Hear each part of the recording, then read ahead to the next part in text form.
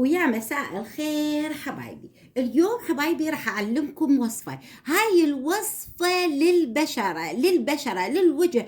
قبل ما تدخلين تتحممين، أنا هاي الوصفة تبعتي قبل ما أدخل كل ما أتحمم أحطها على وجهي. يعني لو أتحمم بالأسبوع مرتين أحطها مرتين، أتحمم بالأسبوع 3 مرات ممكن تحطيها 3 مرات. هي ليش بتتخلى بس من تتحممين؟ لا، بتتخلى بأي وقت ممكن تحطيها.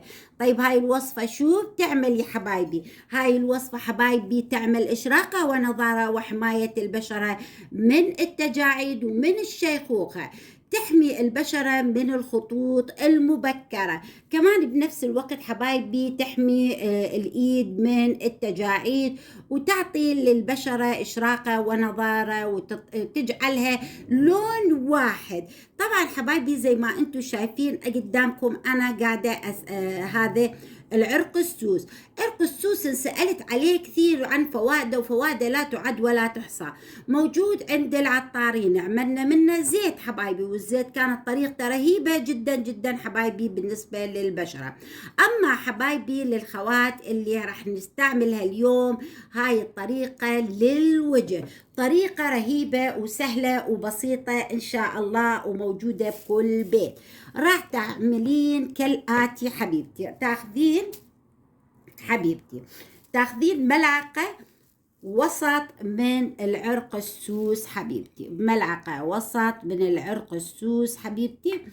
وشو بتسوين؟ هذا راح اسوي لكم شيء بير تحت العين اعلمكم كيف تعملوه. راح ناخذ ملعقة وسط من عرق السوس. عرق السوس زي ما قلنا رائع جدا جدا للبشرة، بيعطي إشراقة ونضارة. اليوم الوصفة تبعتنا راح نعطيها العرق السوس ونعطي وياها الكولاجين. الكولاجين موجود بالكاكاو، وراح نستعمل الكولاجين اليوم الكاكاو. ممكن نستعمل معاه نوتيلا أو نستعمل بودرة البودرة تبعت الكاكاو. يعني العدة النوتيلا الأصلية 100% ممكن نستعملها، أو نستعمل حبايبي الكاكاو الخام.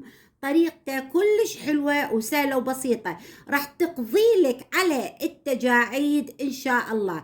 تعطي البشرة إشراقة ونضارة وحيوية ونعومة وتبييض بنفس الوقت. إذا كنتي في سن 50 راح تجعل بشرتك وكأنك في سن 30. إذا كنتي عمرك بال40 كمان راح يعطيكي سن 20. يعني حبيبتي حسب نوع بشرتك وحسب بدأ التجاعيد، بس مهما كانت قوية راح تعطيكي نتائج 100%. مهما كانت بشرتك سمراء راح تعطيكي نضارة وإشراقة إن شاء الله. وزي ما قلت لكم حبايبي راح نجيب هذا الكاكاو الخام. راح اخذ ملعقة صغيرة من الكاكاو الخام مع ملعقة وسط، او ممكن ملعقة وسط من الكاكاو الخام مع ملعقة وسط بين حبايبي العرق السوس المطحون. وراح احاول اخلطه هيك كله مع بعض وخليه يندمج 100%. وراح اجيب حبايبي البذور، عفوا جل بذور الكتان.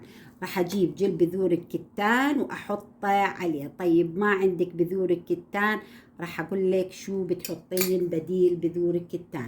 بديل بذور الكتان ممكن حبيبتي فقط هيك قليل هيك من الماء، قليل من الماء وتحركي هيك قليل بس عشان هيك يصير مرق معاكي. بس افضل انا او جل الالوفيرا النبات، مو هو الافضل جل الالوفيرا بس نبات، مو اللي ينباع بالصيدليات. زي ما انتم شايفين هين انا شو سويت، حطيت حبايبي الكاكاو مع حبايبي العرق السوس ومع شو مع الجل الالوفيرا او جل بذور الكتان. انا حطيت جل بذور الكتان. طيب ما عندنا حبايبي لا جل بذور الكتان ولا عندنا الجل الالوفيرا، ممكن شو بنسوي؟ بنستعمل اللبن الزبادي. اللبن الزبادي نخلط فيه، بس انا بنفس الوقت زين راح استعمل كمان اللبن الزبادي، احط معاه ملعقة صغيرة لان الزبادي ملعقة وسط. يعني من كل شيء انا حطيت جل بذور الكتان ملعقة وسط، ملعقة كبيرة، عفوا أكرر أسفي، ملعقة كبيرة من جل بذور الكتان أو الألوفيرا. ضفت حبايبي ملعقة وسط من الكاكاو، ملعقة وسط من العرق السوس، وحطيت ملعقة وسط من اللبن الزبادي. بحالة ما عندنا جل بذور الكتان أو جل الألوفيرا، نخلط فقط باللبن حبايبي.